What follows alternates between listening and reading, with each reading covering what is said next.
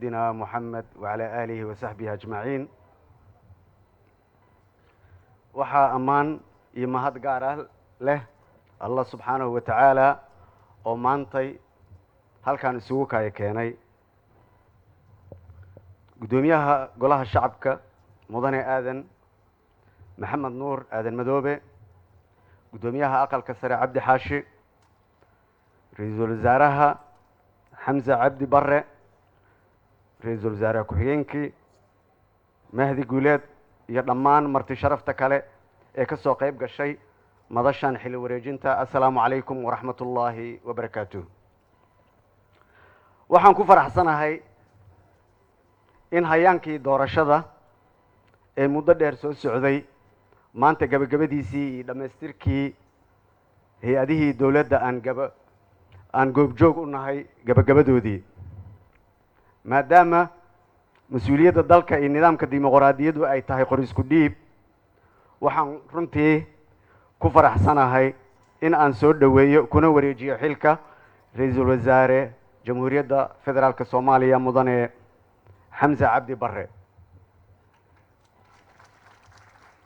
waxaan hubaa in ra-iisul wasaare xamse cabdi barre uu u gudan doono mas-uuliyaddiisa si hufan oo dalka iyo dadka soomaaliyeed ku diirsadan hadduu alla subxaanahu wa tacaala idmo. waxaan mahadnaq ballaaran u gudbinayaa madaxweyne maxamed cabdullaahi farmaajo oo runtii fursad ii siiyey inaan dalka iyo dadka soomaaliyeed u adeego muddo ku dhow 2 sannadood. sidoo kale waxaan u mahad celinayaa madaxweynayaasha dowlad goboleedyada, golahayga wasiirada, ciidamada qalabka sida, howlwadeennada xafiiska ra-iisul wasaaraha iyo shaqaalaha hay-adaha dowladda iyo dhammaan shacabka soomaaliyeed taageeradii iyo dhiirigelintii ay goor kasta ila garab joogeen muddadii aan waddanka u soo adeegayay. waxaan si gaar ah ugu mahad celinayaa golahayga wasiirada oo runtii muujiyey dhabar adeyg iyo dulqaad xilliyadii adkaa ee uu dalku soo maray, kuna guulaysteen in ay waajibaadkooda shaqo ee ay u hayeen shacabka soomaaliyeed u guteen si hufan oo sharaf ku dheehan tahay. sababtoo ah hadday caqabada ila imaan lahaayeen hawsha aan dalku u hayay siiba doorashada ma aysan hirgeleen. waxaa kaloo mudan in aan xuso mahadcelin ballaaran u jeediyo guddiyadii doorashooyinka ee heerarka kala duwan lahaa, dadaalkii iyo dulqaadkii ay muujiyeen xilligii lagu guda jiray doorashada, taasoo keentay in doorashooyinka dalka si nabad ah ay ku soo idlaadaan. xafiiska ra-iisul wasaaraha, golaha wasiirada iyo dhammaan hay-adaha kale ee dowladda wuxuu waajibaadkoodu koowaad ahaa muddadii aan ra-iisul wasaaraha ahaa hagidda iyo hirgelinta doorashada dalka si nabad ah ugu qabsoonta.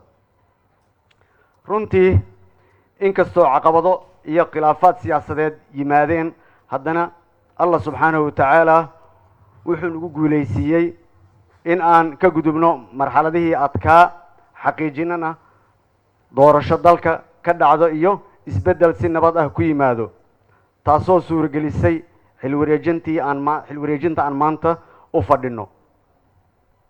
sidoo kale xukuumaddeedu waxay ku guulaysatay in ay joogtayso adeega bulshada iyo dib u habeynta hay-adaha dowladda ee socday, sida dayn cafiska iyo dib u habeynta ciidamada qalabka sida iyo hay-adaha dowladda. barnaamijka xukuumaddeyda waxaa aasaas u ahaa geedi socodka iyo hufnaanta dowladnimada. xukuumaddeydu waxay diiradda saartay howlaha muhiimka u ah geedi socodka dowladnimada sida sugidda amniga, xoojinta dimuqraadiyadda, qabashada doorashada si nabad ah ku qabsoonta, horumarinta dhaqaalaha iyo ballaarinta adeegyada bulshada. waxay sidoo kale xoogga saartay wax ka qabashada iyo gurmadka xaaladaha abaaraha saameynta ay ku yeesheen dadka iyo dunyada soomaaliyeed. waxaan ku kalsoonahay oo aan ku boorinayaa dhammaan howlwadeennada xafiiska ra-iisul wasaaraha in ay gacmo furan ku soo dhoweeyaan, si mug lehna ula shaqeeyaan ra-iisul wasaare xamse cabdi barre iyo golihiisa wasiirada uu magacaabi doono. waxaan kaloo ka codsanayaa dhammaan xubnaha golaha wasiirada in ay u diyaar garoobaan xil wareejinta wasaaradahooda iyo soo dhoweynta wasiirada cusub. ugu dambeyn waxaan u rajaynayaa dalka iyo dadka Soomaaliyeed amni waara, xasilooni siyaasadeed iyo horumar nololeed. waxaan diyaar aniga ka shaqsi ahaan u ahay guubaabinta, talasiinta iyo la shaqaynta madaxweyne xasan sheekh maxamuud iyo ra'iisul wasaare xamse cabdi barre. waxaan rajaynayaa in ay ku guuleysan doonaan mas-uuliyadda baaxadda weyn ee loo igmaday, horena u sii wadi doonaan geedi socodka dowladnimada Soomaaliyeed. waxaan jeclaan lahaa in aan halkan kula dardaarmo shacabka Soomaaliyeed meel kastoo ay joogaan, dowladda cusub in ay si aad ah ula shaqeeyaan, loona ilaaliyo, loona kobciyo. waxaan leeyahay dowladda cusub waa inay kobcisaa dimuqraadiyadda iyo xorriyadda si aysan ugu imaanin habacsanaan iyo ambad.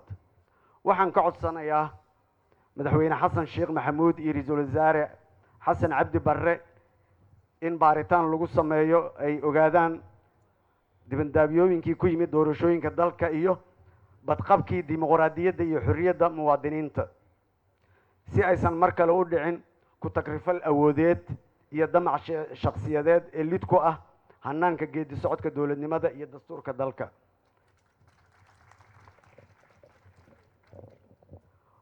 waxaan kaloo jeclaan lahaa in aan halkan sida walaalkay wasiirka diinta oo waqaafka uu sheegay Cumar Rooble, in aan halkan uga jeediyo shacabka Soomaaliyeed hal dardaaran oo muhiim ah. dalkeenna waxaa ku soo badanaya dhaqamo xun oo aad iyo aad u liita, haddana ku sii fidaya, sida dad sheeganaya darajooyin ay ixtiraamka shacabka Soomaaliyeed u hayaan sida shiikh iyo aqoon-yahan. dhaqankan waa in ashqaas loo arko dad macquul ah ay caadaystaan in ay sameeyaan been abuur iyo dacaayado, iyadoo carabkooda iyo qalinkoodu noqday wax la ijaarto oo hadba qofkii ama kooxdii dan gaar lihi ay kiraysato. waana wax ceeb ah, dhaqankeenana ku cusub, wax saxna maahan, waana in laga waantoobaa. marka dhammaan waxaan leeyahay shacabka Soomaaliyeed, dadka waa inay la hadlaan haddii qofkii shiikh sheeganaya, haddii uu aqoon-yahan sheeganayaba. sidoo kale waxaan jeclaan lahaa in aan yeelano dulqaad iyo adkaysi. qof kasta oo siyaasadda looga guulaysto waxaa habboon in uu sugto waqti kale, balse aanu maciin bidin waxyaabihii aan aragnay maalmihii lasoo dhaafay. ugu dambeyn waxaan si niyad ah idinkaga codsanayaa inaad si hagar la-aana ula shaqaysaan ra'iisul wasaaraheena cusub mudane xamse cabdi barre si uu u guto waajibaadka qaran. waxaan sidoo kale u mahadcelinayaa dhammaan howlwadeennada xafiiska ra'iisul wasaaraha, cid kasta oo ka soo shaqaysay maanta meesha aan fadhino munaasabadan oo igu horeeyo BS-ka iyo xogeeyaha joogtada iyo xogeeyaha joogta ku-xigeenka walaashay. waxaan leeyahay waa mahadsantihiin. waxaan rabaa haddana inaan ku soo dhoweeyo ra'iisul wasaaraha cusub. aad iyo aad u mahadsan tahay ra'iisul wasaaraha